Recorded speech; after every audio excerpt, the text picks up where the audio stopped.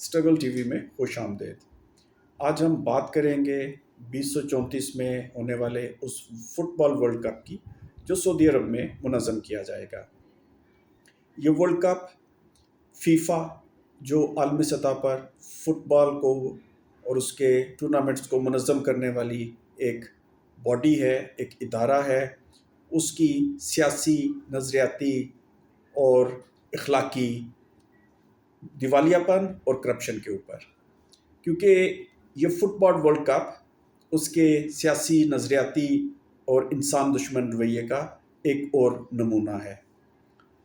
Fit بال world cup کی تاریخ میں چوتھی دفعہ ایسا ہوگا کہ ایک غیر جمہوری ملک میں جس کا انسانی حقوق کے حوالے سے بہت برا ریکارڈ ہے، وہاں پر یہ مقابلہ منعقد کیا جائے گا۔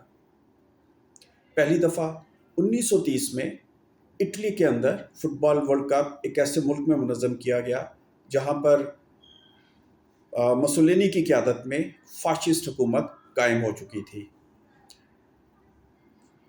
اس ورلڈ کپ کو اٹلی نے فائنل میں چیکوسلواکیہ کو شکست دے کر جیت لیا، اور یوں ایک بنیادی مقصد جو مسولینی حاصل کرنا چاہتا تھا فٹ بال کے اس ٹورنامنٹ سے، وہ اس نے حاصل کر لیا۔ وہ یہ ثابت کرنا چاہتا تھا کہ اٹلی دنیا کا فاتح ہے، وہ دنیا کی سب سے بڑی سپر پاور ہے، وہ ایک طاقتور ترین ملک ہے۔ دوسری مرتبہ 1978 میں ارجنٹینا کے اندر ایک ایسی فوجی آمریت کے تحت اس ورلڈ کپ کو منعقد کیا گیا جس کے اوپر الزام تھا کہ اس نے اپنے ملک کے 30,000 شہریوں کو لاپتہ کر دیا۔ 1970 اور 80 کی دہائی میں عالمی سطح کے اوپر جو بدترین ظلم کے لیے مشہور فوجی آمریتیں تھیں، ان میں سے ایک ارجنٹینا کی آمریت تھی۔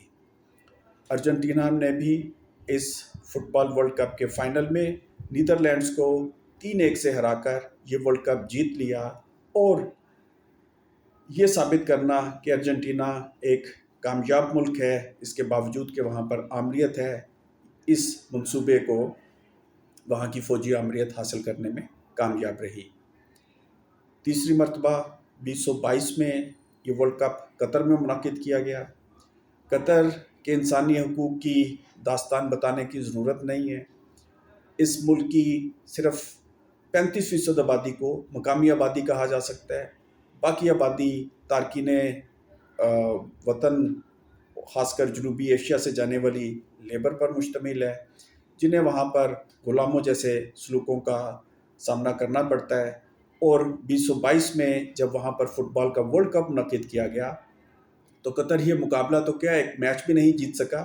البتہ برطانوی اخبار گارڈین کی رپورٹ نے عالمی سطح پر کافی توجہ حاصل کی، جس میں بتایا گیا کہ جنوبی ایشیا بالخصوص نیپال سے تعلق رکھنے والے ہزاروں کارکن فٹ بال اسٹیڈیم بناتے ہوئے مارے گئے۔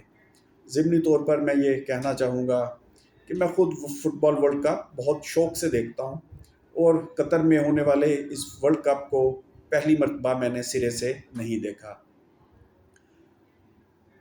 چوتھی دفعہ یہ ورلڈ کپ سعودی عرب میں منعقد ہوگا، جہاں پر کسی قسم کی کوئی جمہوریت نہیں، کسی قسم کے کوئی انسانی حقوق نہیں، اور یہ تمام ورلڈ کپ اس بات کا ثبوت ہے کہ فیفا اخلاقی، سیاسی، نظریاتی حوالے سے کسی طور پر بھی کوئی قابل فخر ادارہ نہیں ہے۔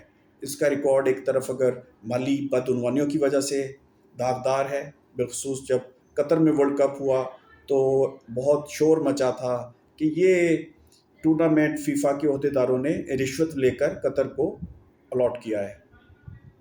اس سے ہٹ کر بھی اگر دیکھا جائے تو کئی طرح کے مسائل ہیں، کئی طرح کے اسکینڈل ہیں جو فیفا سے وابستہ ہیں۔ ہمیں یہ بھی سمجھنے کی ضرورت ہے کہ قطر، سعودی عرب، مسولینی کا اٹلی یا فوجی آمریت پر مبنی ارجنٹینا یہ ورلڈ کپ کیوں کرانا چاہتا ہے۔ ان کا مقصد یہ ہوتا ہے کہ اپنی امیج بلڈنگ کریں۔ محمد بن سلمان نے کراؤن پرنس بننے کے بعد بالخصوص پچھلے کچھ عرصے میں فٹ بال کو اپنے ملک کی اور اپنی آمریت کی امیج بلڈنگ کے لیے استعمال کیا ہے۔ وہ یہ بتانا چاہتے ہیں کہ انسانی حقوق کی طرف مت توجہ دو، دیکھو کہ میں بھی ایک نارمل بادشاہ ہوں جیسا، اور یہ سعودی عرب ایک نارمل ملکوں جیسی ایک اور سلطنت ہے جہاں پر فٹ بال کھیلا جاتا ہے، انہوں نے اربوں ڈالر خرچ کر کے دنیا کے بہترین فٹ بال سٹارز کو وہاں پر بلایا اور وہاں پر ایک فٹ بال کا کریز پیدا کیا۔ وہاں پر پہلے سے بھی فٹ بال ایک مقبول عام کھیل تھا، لیکن بالکل ایک سیاسی انداز میں اس کو استعمال کیا جا رہا ہے، اور فیفا محمد بن سلمان کی اسی طرح مدد کر رہا ہے جیسے 100 سال پہلے اس نے مسولینی کی مدد کی تھی۔ ہمارے یہاں بھی کھیلوں کو سیاسی مقاصد کے لیے استعمال کیا جاتا ہے۔